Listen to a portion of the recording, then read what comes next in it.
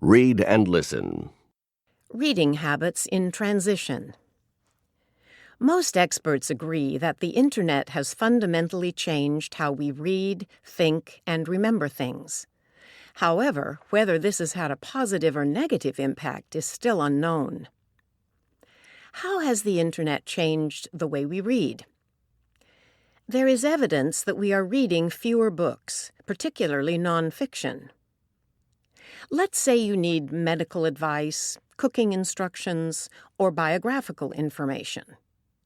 Who wants to buy a 300-page book when you can find a 300-word article on the Internet about the same subject? It's easier to read, it's free, and it's a lot faster. However, we are, in fact, reading a lot more overall.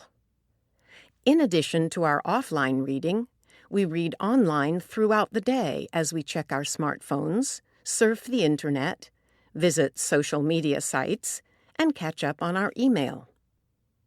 We also do a lot more skimming and scanning on the Internet than we do when we read physical books or periodicals, such as magazines and newspapers. As we surf the Internet, we skim quickly for topics that interest us and scan for the specific information we need. A search engine puts millions of possibilities at our fingertips. How has the Internet changed how we think and remember? Before there was an Internet, people spent a lot of time taking notes in libraries so they could remember and recall information easily.